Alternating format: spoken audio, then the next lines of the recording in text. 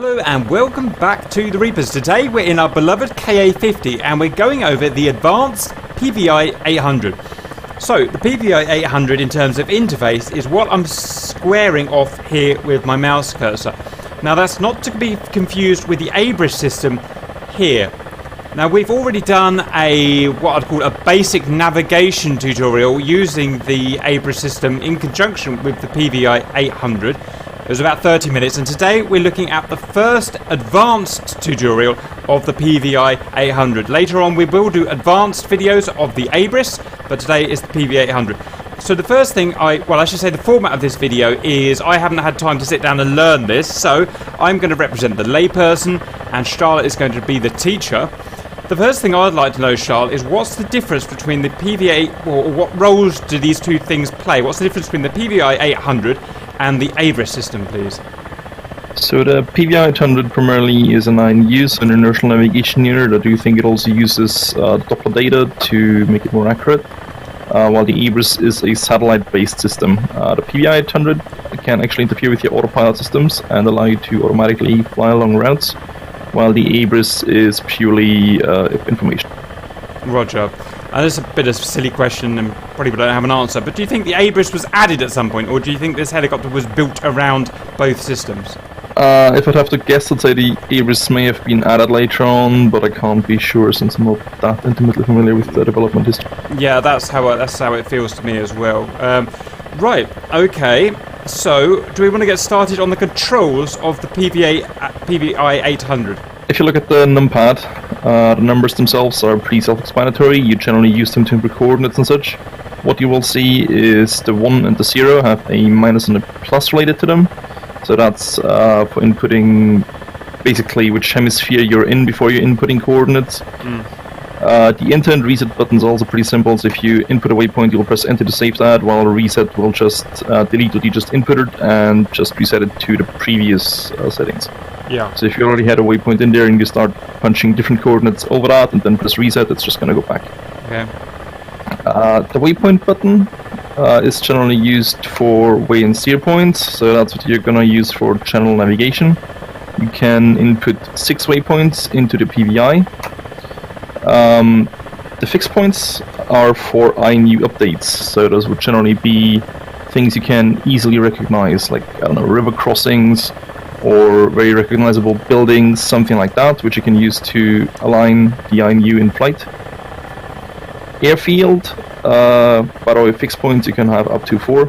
Roger. Airfields you can have up to 2, so that would be your takeoff airfield, and if you have a separate landing airfield, that would be your number 2. Nav Target are generally target points, so it's what you would use for combat and ingress points. Self coordinates is basically you need to differentiate between 2 different kinds of buttons you have here. The waypoints, airfields, and nav targets all can be used for navigation and can interfere with the autopilot systems, so you can use route mode to fly towards them. While others will just give you information. So everything in the bottom row and the right column will just give you information if you press it. Well, primarily the bottom row. So bottom left, self coordinates, if you press that you'll just see your own coordinates. It's pretty self-explanatory. Yeah. The DTADH has 2 different modes depending on whether you have set your PVI to direct heading or direct heading or desired track angle mode. It will either show you the desired track angle or your cross-track arrow if you're in desired track mode. Can we expand on that a little bit? I didn't understand the difference between direct heading and track. Yeah, so if you look where your autopilot buttons are, you will find 2 swivel switches next to it. One says DH and DT. Yep. So DH would make your PVI guide you directly towards the next waypoint. Yep. While DT, so that's desired heading, while DT is desired track.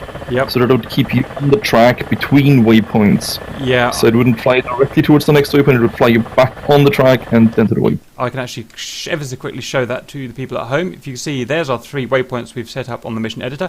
These dotted lines between them would be the track. So if we were out here, the heading would take us to that waypoint there. If we were on the direct track, it would take us along this dotted line. Understood? So, if you press DTA, DH, in the two lines, you will first see either the side heading, if you're in DH mode, or your track angle error, Yep. your prospect error as it's called, so how far you're off the track. Yeah, gotcha. That will, by the way, be shown with pluses and minuses, so I think minus would be to the left, plus would be to the right. Okay. And then after a little apostrophe, you would have your estimated time of arrival, or how many minutes you still have to go. Yep. And in the bottom row, you would have the distance in the first 3 digits. One thing to note, that is in basically hundreds of meters. So the first 2 digits would be tens and singles of kilometers, and the last one would be hundreds of meters. So I've got 003-1. Is that 3.1 kilometers? Or what have you got to waypoint 1? I have currently 003. Yeah, that would be 3.2 kilometers. Okay. I'm just. If I change DH to DT, will it change that display now to direct track? It should, yes. Let me try that out of interest. Okay, it's telling us we've got 0 deviation, which is what we want. Okay, Right. should I turn that button off now? Yeah, you can just press the next one and it will override that one anyway. So, wind DISP is pretty straightforward, but since there's no wind currently set, it's just 000. So the top line would be the heading from which the wind is coming, Yeah. and the bottom line would be wind speed in meters per second. I just need to expand on that. So if I had wind set on this position, would it be in there automatically, or would I need to set that? You don't need to set that, the helicopter measures it. I was just telling us, isn't it? Right, I remember, yeah.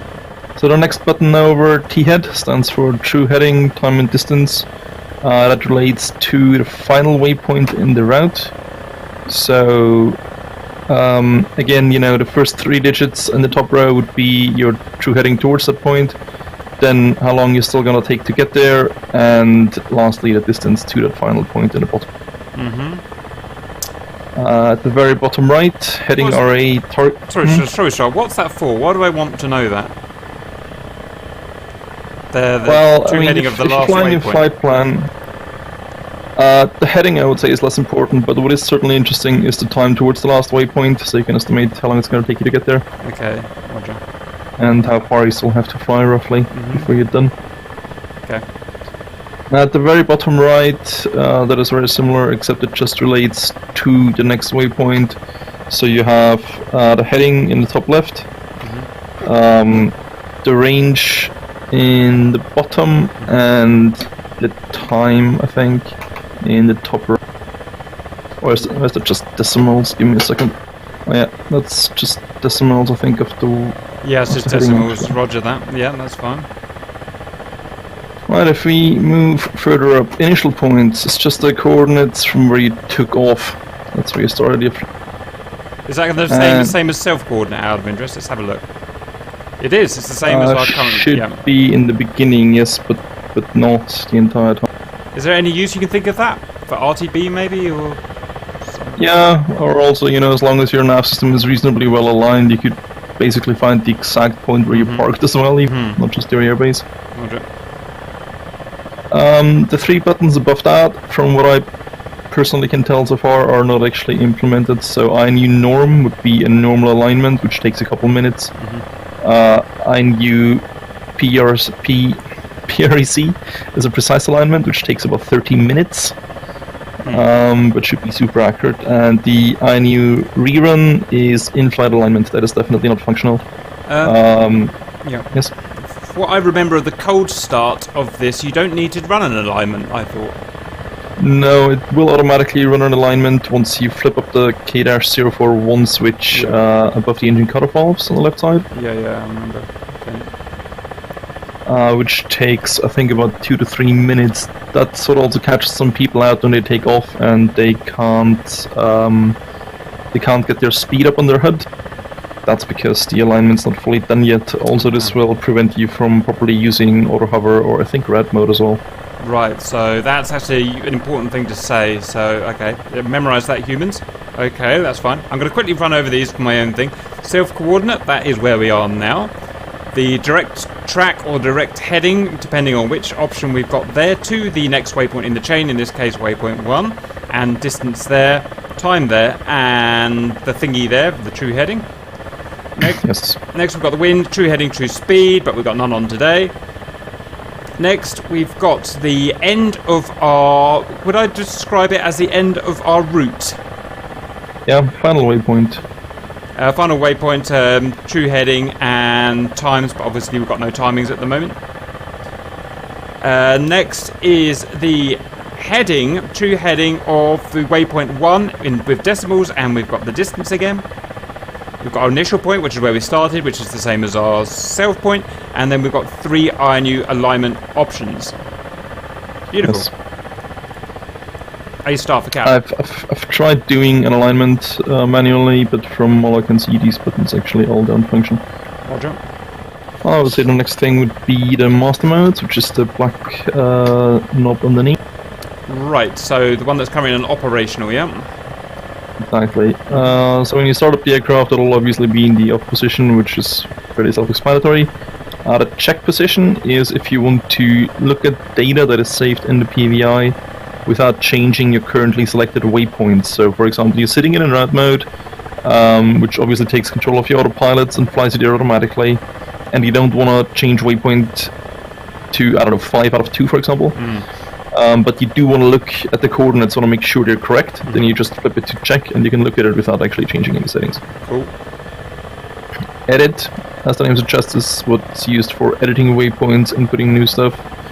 Opera is operational, also fairly self-explanatory, it's the standard operational mode. Sim is what you would use on the ground to simulate the flight to make sure all the data is properly inputted. It will simulate a flight at a ground speed of 1000 kph. Wow. To speed 3 and pathing a little. Airwolf. Okay. Yeah, and K-1 and K-2 are not implemented. There are supposedly some kind of programming modes, but we don't need that. Okay, I have one question from that. I didn't get the difference between edit and operational, because operational you can still edit things. Negative. In operational you cannot edit things. You can choose which waypoints you want to fly towards, and you can have a lot of information shown to you, but you cannot actually edit waypoints. So is that a kind of safety feature, so you don't accidentally press something, change something when you're flying? Yeah, probably as well. But you know, like if you press waypoint 1, for example, you can click what you want. You can't change the coordinates. You can just change between. If you actually want to change the coordinates, you need the edit mode. Okay, understood. And lastly, there's one switch next to the black knob. I mean, other than the power switch, just is on/off. The one that says INU update is actually a pretty bad translation. That is a switch whether to use your own position or what your Schwal is currently looking at, which can be used for 2 things. That is either, as the writing on the switch suggests, for an INU update, position update, or you can also set target points like that. Okay, so it can tell me in terms of coordinates where my Schwal is looking at the terrain, yeah? Yeah, actually, both the Ibris and the PVI can do that. Interesting. Okay. On the Ibris, you will see the Schwal as the yellow line with the 2 little lines on the side. Must be a lot of maths going on in the background. That definitely is. Okay, fine. So for reference, the bottom position that it is in by default would be your own position, while the top position where it says INU would be the Schwal. I don't know why it says INU at the top. There's a bit weird, but okay. Yeah, it's just the English cockpit. A couple of things are just a bit silly translations. Roger, okay, so we've gone over all the PVI-800 controls, and I'm pretty sure I know what everything does now. That's good. Right, then we should probably look into how to edit and set up waypoint. Right, so we've currently, just so everyone knows what we've currently got waypoint 1, waypoint 2, waypoint 3, and that's all we've got. What do you want to do, edit a waypoint or add one, or where do you want to start? Yeah, we can just add waypoint 5, for example. 4, you mean? Yeah. If you need coordinates, you can generally either use the Ibris or the F10 map. But for the Ibris, there's probably one thing we should briefly mention. That is, it uses a slightly different coordinate layout. Why? So the Ibris by default, well, I don't know, because they're different systems that weren't designed to be used together probably. So the coordinates that the PVI-800 will give you are always in degrees, minutes, and decimal minutes. Yeah. With 1 decimal. Yep. Well, by default, the Ibris will give you minutes and seconds instead. Not a very convenient thing about the Ibris, and that's actually what, in my opinion, makes it even a bit easier to use for this than the F10 map, is you can change all the units that it uses. So if you press the nav button or the 5th button on the Ibris until you're back in the menu screen. Yeah, I'm in menu. You can then press the option button and then follow that up with setup. Roger. Units. And then you use the right knob to scroll down to units, and you can then click the knob to get in. And then you can change latitude and longitude units to degrees. I'm highlighting the units box. What do I do to get into the units? You just right-click the right knob on the Ibris. Right-click the right knob. Okay, yes, it pushes it in and it did it. Okay, that's fine. I've got latitude, longitude. So, how do I change latitude? Right knob. Just right-click the same knob again, then you scroll down and right-click it again, and that should be it. I've got. So, what do I want? What does it want to be in? What format? The degrees, and then 2 underscores, and the dot, then 2 underscores, and then the minute. Roger. So if you right-click it both once, I don't need it. Right, they are both now degrees dot apostrophe. Right, now you can just go back to menu, nav, and map. Yep, I've now got them in degrees dot apostrophe, okay. And if you're back on the map view, you can press info and get the little red box which you can scroll around. It will also show you coordinates. That is, I find, the easiest way to find coordinates that you want to fight. How do I move this box around? Remind me? You scroll the right knob on the Ibris, and if you want to change it from lateral to vertical, then you would right-click that. Roger. Lovely. And how would I do a zoom in on this? I've forgotten. The 3rd and 4th buttons are scale plus and scale minus. Yep. Right. We're getting there. To change between horizontal and vertical, I press a right-click on this knob, by the way. Okay, so where do we want to put this 4th waypoint? How about at the other parking lot at the rear of the base, at the east of the base? Okay, I've got my. You might as well just work off my coordinates that I give you, so we're the same. The one thing before you do that to note, the Ibis will give you one more decimal than the PVI-800 actually works with, so the last decimal, so you'll just have to round. Affirm. Right, do you want edit mode, master mode? Exactly, so edit mode, then you just press waypoint and follow it up with the waypoint number you want to edit. So since you already have 4, you probably want to press 5. We only have 3, star, 1, 2 and 3. Confirm? Oh yeah, right. Yep, confirm. So I've pressed 4, what do I now, enter or type in the numbers? Now you start by giving it the plus or minus, so in this case I think all the coordinates will be plus. I'm not sure we have any maps where you need a minus. Is that because we're on the upper hemisphere? Yes. Right, upper hemisphere. So you would press 0, and then you follow it up with the longitudinal coordinate. North first.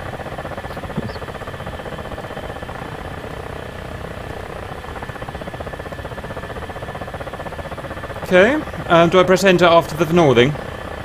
Negative. Can you give me the coordinates? You said you were going to give it... 25 06 5. Alright, so what we do now is we don't press enter, we just keep punching in coordinates. So also for the latitude, we'll also have to put in the plus or minus, so 0 again. And since that always starts with a 0, you'll have to press 0 again, and then input the rest of the coordinates.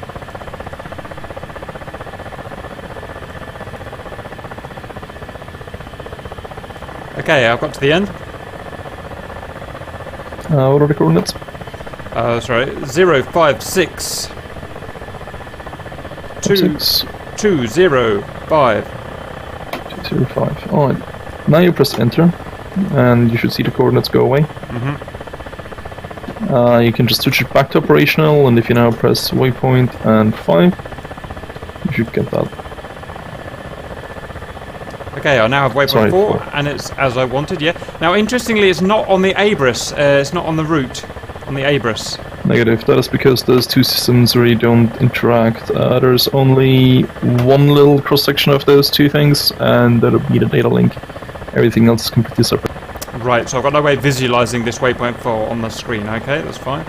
Well, you also update your flight plan in the Abyss now, but we won't go over that right now. Roger. Okay, that's a waypoint added, so I could select that on my HUD and go and fly to it. What's next? Edit a waypoint? Well, editing the waypoint in principle works exactly the same as we just did. So you just switch it to edit, you choose the waypoint number, and you punch in the code. So you just record over it. Is that how you do it? Yeah, there's no just deleting out single digits and replacing them or something like that. You just overwrite the entire. Roger. One thing I can point out at this point, it feels very A10C. That's exactly how it feels to me. Just out of interest, probably has no relevance, but yeah, that's fine. Just how everything works and how this PVI works is very like the well, I've forgotten what the system's called in the A10C, but it's very similar. But anyway, let's continue.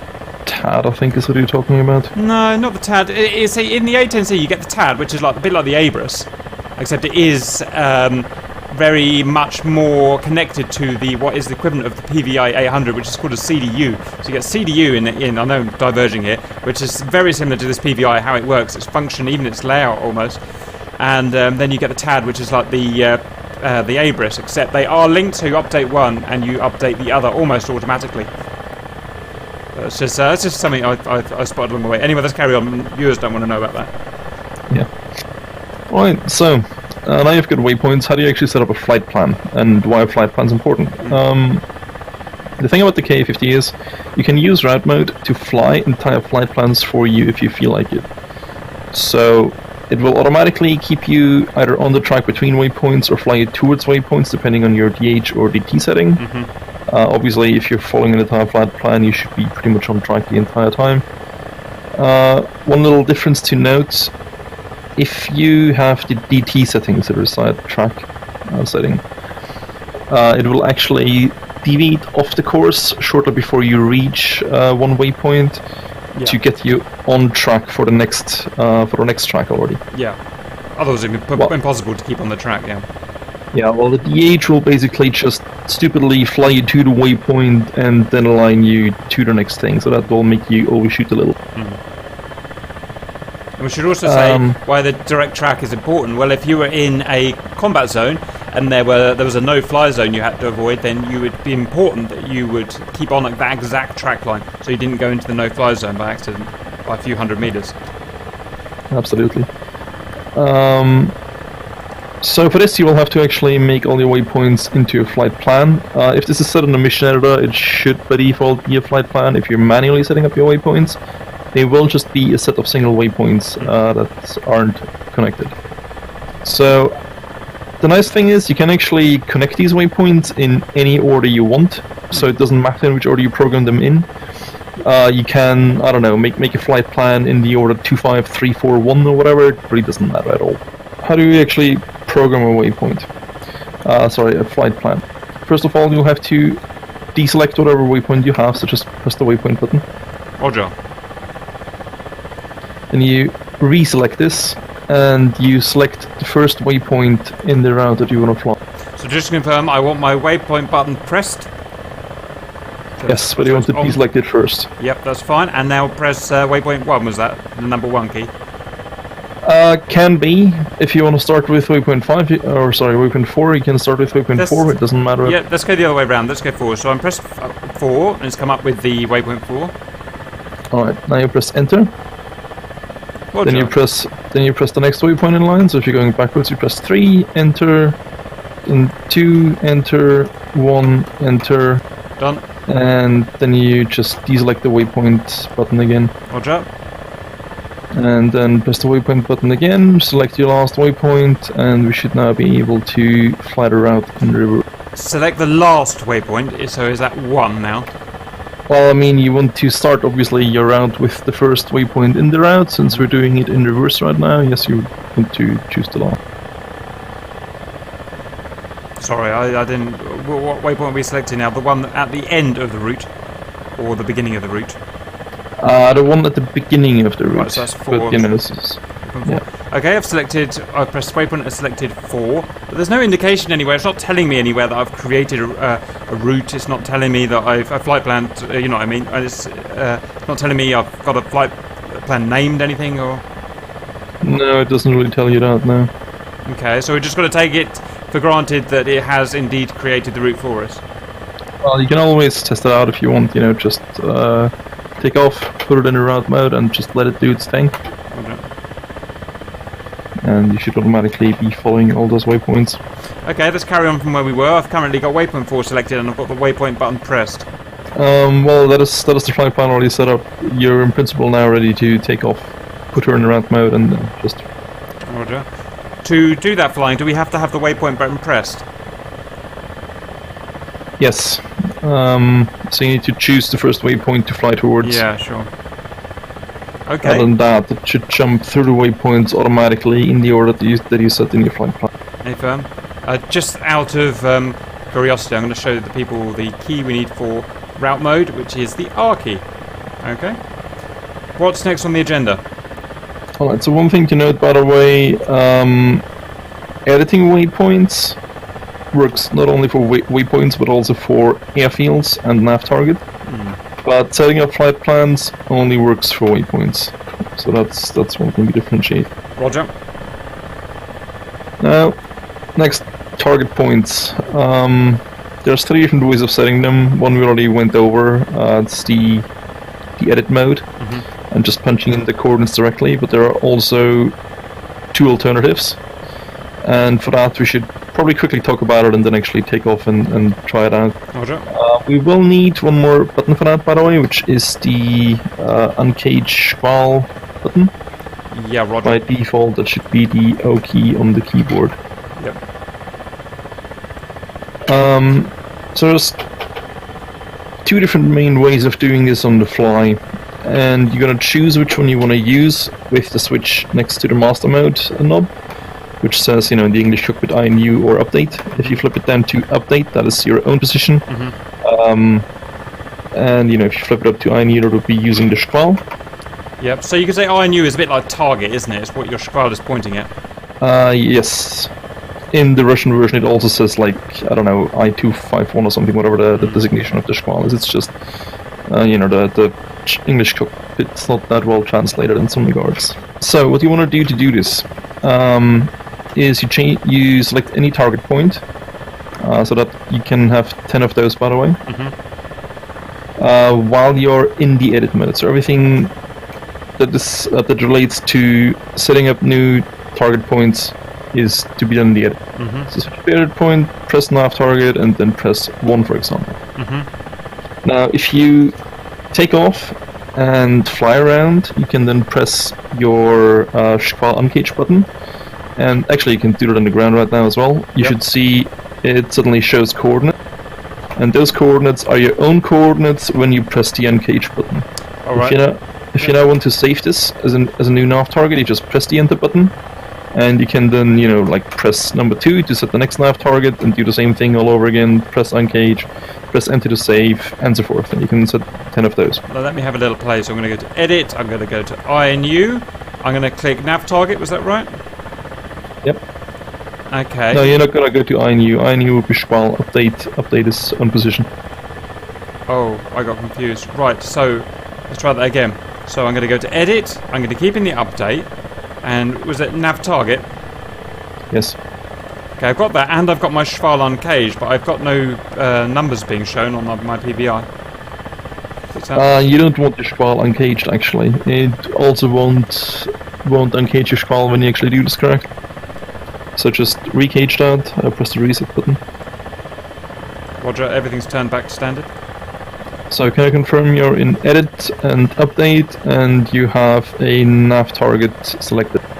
I'm in edit, I'm in update, and I've got the nav target button on, but there's nothing on the PVI screen. Alright, you will also have to select one nav target button, so one of the number buttons. So I'm going to press. And once you have done that, you can then press the squall uncage button. Right, so I'm going to press 1. So I've got 1 in the bottom right hand of the PVI. Now I want to uncage the Schwal.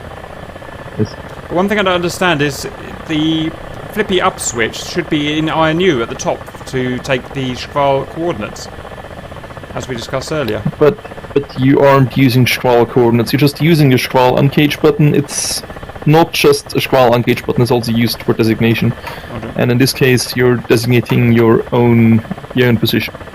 Okay, well I've uncased the Schval now, and I do indeed have numbers on the PVI, but strangely my Schval screen hasn't come on, which is weird. Yes, that is exactly because you put it into this mode where it just records target points instead. Okay. You never intended to uncage the Schval. It's not supposed to uncage when you're doing this. Right. So, once you have these coordinates, all you have to do is press enter, and now you saved a new nav target. And if you want to set up any more nav targets, all you do is you press the next nav target, so you press number 2, then you fly somewhere else, you uncage again, and you press enter again, and so forth. You can just cycle through that. So that's been saving nav targets on our current location, is that right? Exactly. Right. Why would I want to do that, Schval? Well, for example, if you're currently flying over something and you need to investigate it later, maybe you're in a dangerous situation where you're getting shot at by something and you want to see that. Or you could also just save it as an ingress point, something like that. There's plenty of options. Right, okay, so that's how I designate and save a target based on my current location. Understood. So the next thing, presumably, is using this Schval itself to designate a target, if you know what I mean. Point. Yes, you can also do that. And for this, we should probably take off and get ourselves settled in a hub. Alright, do I leave everything set up as it is with nav target turned on? And edit? You can just set it back to operational meanwhile. It doesn't really matter. Roger, let's take off and find some baddies. There are some real bad guys to find, so let's go. Okay, welcome back. I'm in hover exactly above where I was now, and we've got some baddies in front of us, and we're going to designate a target point from our Schval into the PVI-800. So, should we go to edit? Yeah, first of all, actually it is important at your left knee to turn the laser on, otherwise you won't be able to properly range find. Understood. Laser on. Next, yes, you do want to go to the edit mode as well. And INU switch up. And INU switch up, that is correct, yes. And nav target button pressed. Yes, and also select any of the nav target numbers. So this is going to be target 2. Now is it Schval uncage? Yep. Although you will have to lock it up first. Roger. So, you know, like, range find it, make sure it knows exactly where it is, then you press the uncage button again and you should get coordinates again. Right. And as before, you just press F to save it, and you can just select the next one then, look somewhere else, laser it again, uncage again, and you'll have the next coordinates. Right, I've locked a target, I've ranged it at 8.4 clicks. How do I actually punch that number? How do I accept that number into the system? Because it hasn't come up even though I have targeted it. Once you have ranged it, you just press the Schval uncage button again. Ah, interesting. Schval uncage. And indeed, it has indeed come up with the coordinates of that tank there. So next, do I just press the 3 key to allow myself to set a new target? You should press enter first to save it. Enter. Okay, I'm now going to press 3. I'm now going to get the next guy in line. And I have to press and hold target lock, I remember, and release target lock, and I've got my new guy there. I'm just going to range it again with target lock to make sure I've got it. And I have got it, 8.4 clicks, target, and I'm going to Schval uncage. I've got his coordinates, I'm going to enter them. Okay, I've got 3 target points now set, 1 based on where we were, and 2 based on actual tank positions based on my Schval targeting system. Now what's the benefit? Why am I doing that? What's the benefit of those points? Is it for data link, or is it for... Why don't I just shoot these guys? This is not for data link, but for example, you might not be sure what you're actually looking at, or you might be too far away to engage them, but make sure that you actually know where they are once you're close enough. That is definitely a concern. I've had that situation a couple of times where I saw something, just got closer, and then it's gone, and just looking around with all the... Also, could it not be for... command as well? So I don't know if these are good guys or bad guys, so I'm going to get their coordinate from this system and then send that back to my command base and say, hey, I've got some guys at this coordinate. Are they... Yes, what do I do with them? general recon, you know, you might see a facility somewhere that you don't necessarily want to attack or destroy, but you can just save the coordinates and bring them. Okay, good. Right, so if you quickly just turn off your Schval. Roger. and also set your... By the way, on the HUD you can also see when you're in that mode, it'll show you a little OT on the left side. One thing now, if you do turn the scroll off again, and you select one of those nav targets, Yes. you will see that your HUD symbology changes a little bit. First of all, you should get the OT on the left side. So I'm going to select a target.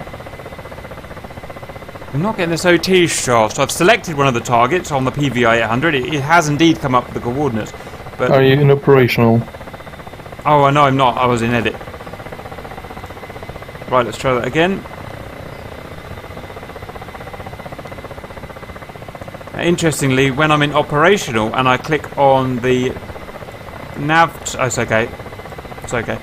Right, okay. So let me just recap there. I've gone back to operational.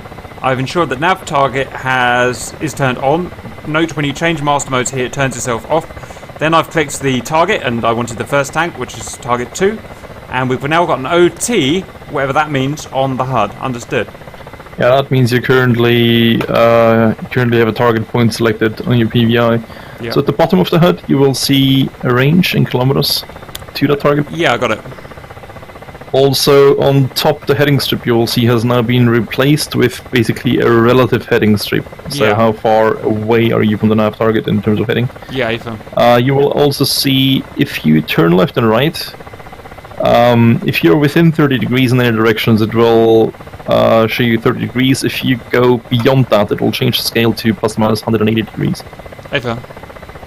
And one last interesting thing to note, this is one of the few things where the PVI and the Ebris actually do intersect. If you look in the Ebris now, you should have a blue square flashing, that is where your target point. Stand by.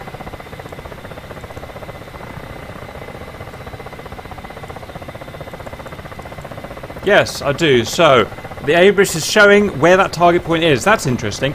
Out of interest, would my data link buddy see that, or no? Probably not.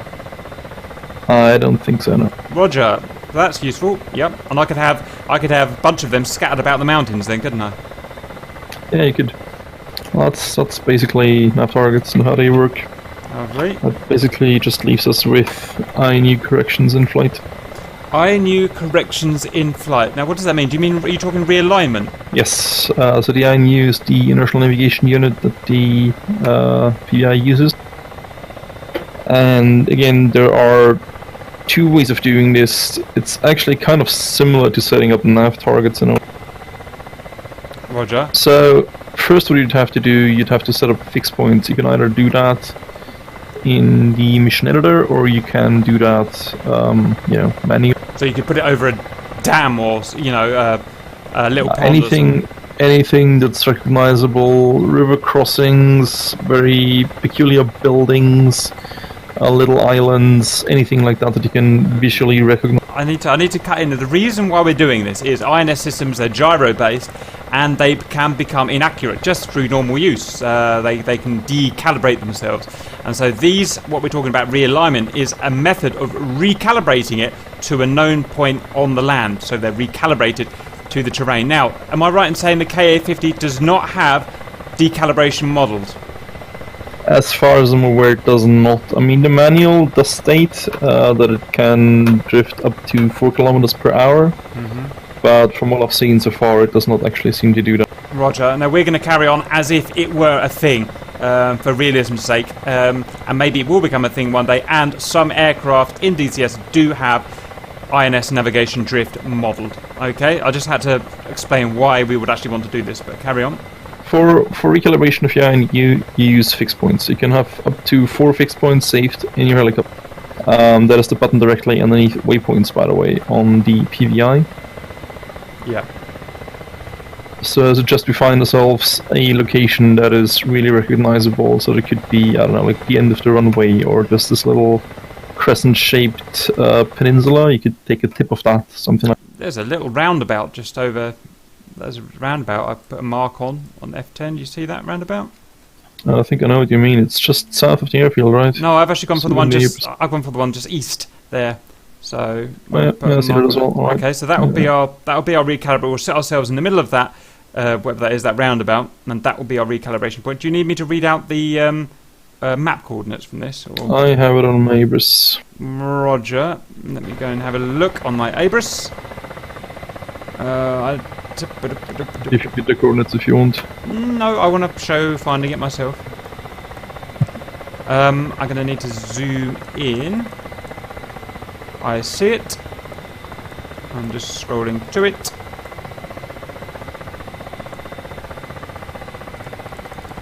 Okay, I've zoomed in as much as I can get. Okay, yep, I'm on it now. Right, so we want to set this as a fixed point, I'm guessing. Yes. And just out of interest, we want to turn our INU switch back to update, presumably. Right now, when we're just programming this, it doesn't matter. Later on, when we're actually updating the INU, yes, we will. Okay, so should we go to edit and start programming this fixed point? Yes. So the procedure is as programming any other waypoint. You just go to edit, you press fixed point, you press any number you want, and you start punching in the coordinates as you would. Right, so I'm going to start doing that. I've got 2, 5. Sorry, I should have 0 at the beginning. Plus 2, 5, 0, 7, 2, and then it is minus. Sorry, plus again. Plus 0, 5, 6, 1, 7. Do we round them up? Yeah, you need to round the last digit. 9. Enter. Okay, I've created fixed point 1, Stahl. So you turn it back to operational and you fly towards fixed point 1. Right, let's reconvene at fixed point 1. Standby. Auto hover off. Everything else is standard. Let's go. One thing you will note, by the way, as soon as you are, according to the manual, within 18 kilometers of this fixed point, you should see on your ecran, so there's the little screen above the APRIS, perform nav position fix. Yeah, I've got that, perform nav position fix. So it's doing stuff automatically, is it? Yes, well, it's just giving you a little heads up that you are within reasonably close range of this, and you should prepare to do. Roger. Just found where my trim button is, so I can actually trim. Just for reference, you don't actually need to land, you can do all of this in flight. Yeah, I figured that would be the case. Supercaps down. Shells down. Right, so, apparently I missed the fucking roundabout, Star. It was over there. Oh, I landed in the wrong place. Well done, Cap. Well, I mean, you can still try to misalign your INE if you feel like it. Negative. Hey, you got the center spot, it's not fair. No, it's not that centered. Sweet. Actually left you plenty of space. Also, you don't need gear, by the way, you can just land without. Yes, I noticed, Star. That was interesting landing method. Right. Okay, we are now, and I agree, right in the middle of the roundabout. So, is it gonna recalibrating automatically then, or? Negative, you will have to do it manually. So what I want you to do, you make sure the master mode of the PVI is operational, and you have your fixed point select. So to do that, click on fixed point and then click on 1? Yes. Fixed point. 1. Roger. Your INU and update switch, so basically a self position or squall switch, goes to update, which is the self position. Yeah, the self position update, roger. And then you once again press uncage squall. Oh, okay. Uncage squall. You should see the reminder on the ecran go away, as well as the coordinates of the fixed point. Coordinates have gone away, and the aircram is now just zeros. That means you are now updated and can fly on. Updated or updating? Updated. Right. Well, that was it then. So our INS drift is now a thing of the past. Right. So that's that. Now, the next way you're going to tell me is doing it with your Schwal. Is that right? Or is that wrong? No, that is perfectly right. So we'll fly away again. I will set ourselves up in hover, and we'll target exactly this point that we just were at. Roger, stand by. Okay, Stahl, I'm now hovering about a quarter of a mile away from the thing, or a little bit less, a couple of 100 meters. What's the operation? Over to edit? No, sorry, operational. Yes, well, first of all, again, you would have to make sure the laser is on, otherwise you can't actually range find. Yep. Then you'll just uncage your squall, and you find this place in your squall screen. You just look at it. Okay, stand by. And make sure you also range find it. Come on, Schwal, cycle down. Okay, right in the middle of that roundabout there, if you can see that, viewers. Plonk, squedge, right in that. Hopefully my angle is okay, so let's range it with target lock button. 0.6 kilometers, that's a bit ambitious. Let me just check that on the map. Where am I? Cap is there. It's right. Okay, ranged it. Ready to start punching things in. Right, so you make sure you're in operational master mode. Yep. And the INU update switch should be up to INU, so that's the squall mode. Roger. Then you press fix point 1, or select any fix point you have set up. Roger. And you will once again use the squall uncage button to do. Okay. The numbers on PVI disappeared, but I didn't have anything on the ECRAM. Well, the Ekran warning already went away because you already did it. You will notice, however, that it will say COP, or actually in Cyrillic it would be KOR for correction on the HUD for a little bit. Oh, I didn't As soon as that goes away, you're done. So you can just, if you missed it, you can just do it again. Just select the fix point. Right, let me just... Yep, so I'm going to go fix point, I'm going to go 1, I'm going to go Schval, uncage, and Kopf. Yep, saying it up on the top left there. Yeah, and that should go away after a little bit. That means you're then updated. Roger, so those are the two ways recalibrating, realigning our INS system for INS drift. Good.